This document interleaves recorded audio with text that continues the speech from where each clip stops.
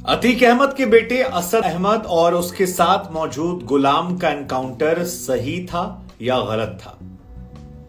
वो एनकाउंटर क्या इसलिए हुआ क्योंकि वो मुसलमान था, या वो एनकाउंटर इसलिए हुआ क्योंकि उसने वर्दी में मौजूद लोगों को गोलियों से भूना, बिना डरे भूना, और एक अधिवक्ता को भूना जो कानूनी गवाह था? पुलिस के इकबाल को चुनौती दिया इसलिए मारा गया, या मुसलमान था इसलिए मारा गया? सोशल मीडिया पर यही चर्चा जो है ये चल रही है। लेकिन इन चर्चाओं के बीच में एक तरफ असद को लेकर सवाल है तो दूसरी तरफ एक और परिवार है, और ये परिवार है गुलाम का। ये जिस वीडियो में महिला को आप देख रहे हैं, दरअसल ये महिला जो है उसी गुलाम की मां है। बुजुर्ग हो चुकी हैं, उनके साथ उनका बेटा है, और अब इस परिवार ने कह दिया है कि हम गुलाम का शव लेने के लिए नहीं जाएंगे। आपको बता दें कि फिलहाल झांसी में ही पोस्टमार्टम हो रहा है और वहां से देर रात ये शव जो हैं ये प्रयागराज आएंगे।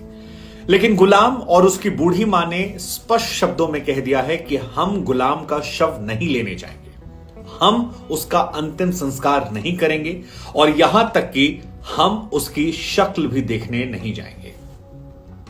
इसके पीछे उन्होंने तर्क दिया कि जो कुछ उसने किया था उसके बाद वो इसी का हकदार है, और जिसका वो हकदार है उसे मिल गया। हम चाहते हैं। गुलाम के भाई राहिल का यह कहना है कि अगर कोई व्यक्ति इस तरह काम करता है, सरेआम जाकर लोगों को गोलियों से भूनता है, तो फिर ऐसे इंसान का हम समर्थन कैसे कर सकते हैं? भले ही वो हमारा भाई था, मां कहती है भले ही वो मेरा बेटा था, लेकिन उस बेटे को जाकर मैंने समझाया था।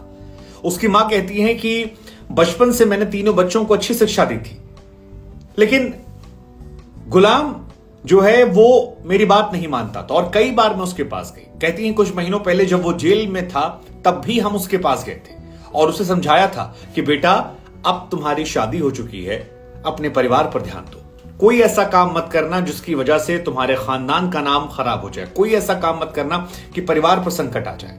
और उसने ऐसा काम किया कि पूरा परिवार हमारा बिखर गया। गुलाम की मां लड़खड़ाते हुए गले से कहती हैं कि मेरे बेटे की वजह से हमारा परिवार बिखर गया है, हमें घर से निकाल दिया गया, हमारे घर पर बुलडोजर आ गया है, मेरे बेटों को नौकरी से निकाल दिया गया है, समाज में लोग हम पर सवाल खड़े कर रहे हैं। उसका क्या है, वो तो खामोश हो गया है, अपनी आंखों को मूंद कर दुनिया से जा चुका है। हम, मेरे बेटे और उसकी औलादें अब जीवन भर इस बात का दंश झेलेंगे कि हमारी औलाद या इनका भाई या इनका बेटा इस तरह की प्रवृत्ति का था।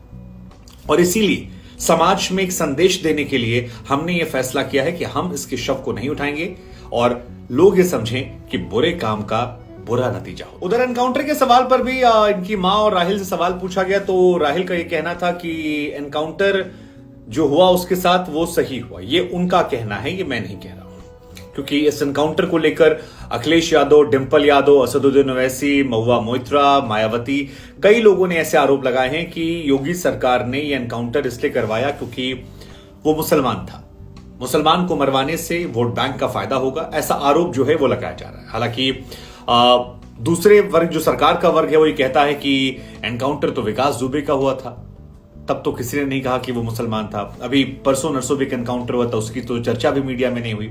लेकिन ये हिंदू मुसलमान का एंगल जो है वो दोनों तरफ से जारी है और अपने अपने तरह से सियासत को बढ़ाकर भुनाकर चला जा रहा है। एक दौर में कहा जाता था कि क्राइम और सियासत अलग होते, लेकिन आज सियासत में क्राइम और क्राइम में सियासत दोनों देखने को मिलती है। खैर, हम आप पर छोड़ देते हैं कि आप क्या कहते हैं, ये क्राइम जो है ये एनकाउंटर होना चाहिए था, नहीं होना चाहिए था, ये आप बता दीजिए।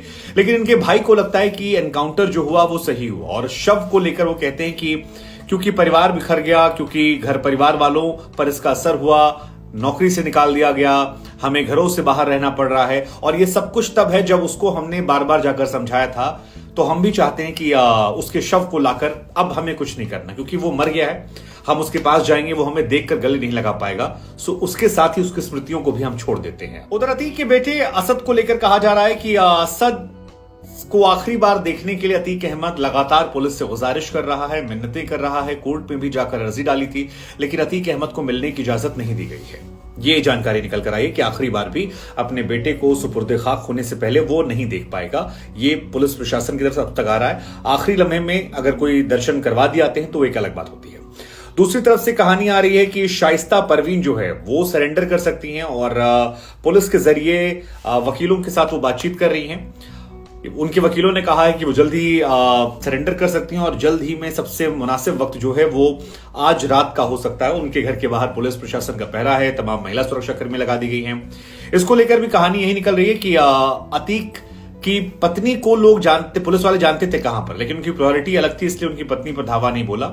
और उनकी पत्नी भी जानती हैं कि अगर वो सरेंडर करती हैं तो पुलिस प्रशासन ने कम्युनिकेट कर दिया है कि मानवता की वजह से, क्योंकि वो उनकी मां है, आखिरी बार उनके बेटे का दर्शन करने देंगे और जो उसके जनाजे की प्रक्रिया उसमें शामिल होने देंगे। हालांकि खबर यह भी आ रही है कि जनाजे में भीड़ बहुत शामिल ना हो, क्योंकि आमतौर पर धर्म के एंगल के बाद एक बड़ी भीड़ निकल आती है, तो पुलिस उससे गुपचुप तरीके से उसके अंतिम संस्कार की प्रक्रिया को अंजाम दे सकती है।